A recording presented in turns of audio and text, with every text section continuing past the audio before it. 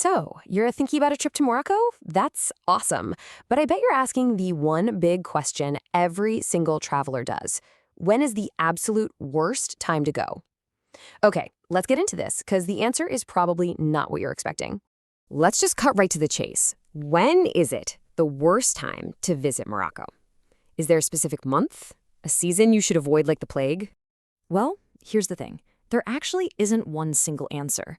The real answer is that it depends entirely on you, what you want to get out of your trip. Seriously, what might be a total nightmare for one person could be the absolute perfect adventure for someone else. So let's break down the factors you need to think about to find your personal worst and, of course, your best time to visit. First up, let's talk about holidays and just daily life.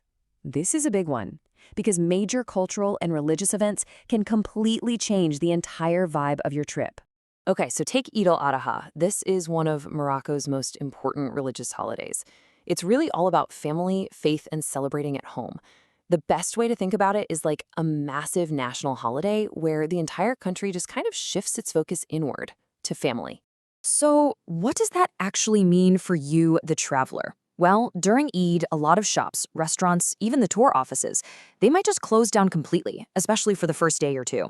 Public transport gets way more limited. So, if your travel style is all about being spontaneous and having a million options at your fingertips, this period could be a real challenge. And then there's Ramadan. Visiting during this time is like experiencing two completely different countries. During the day, things are, well, they're quiet. People are fasting from sunrise to sunset, so lots of local cafes are shut, and the whole pace of life just slows right down.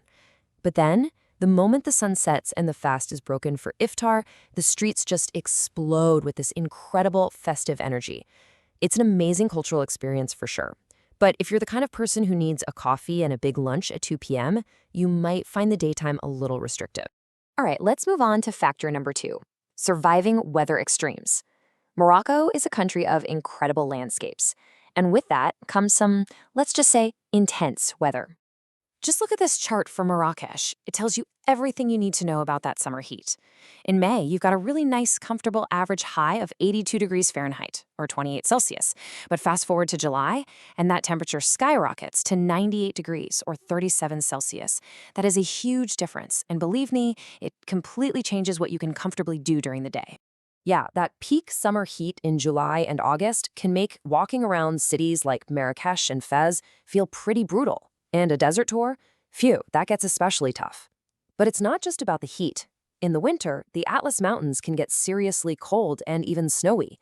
And something you might not think about, a lot of those gorgeous traditional homes, called riads, don't have central heating. So you really have to be honest with yourself about what your tolerance is for extreme heat and cold. Which brings us perfectly to our third factor, budget, crowds, and timing. This is where we get into the real nitty-gritty of planning your trip. This table right here lays out the trade-offs perfectly.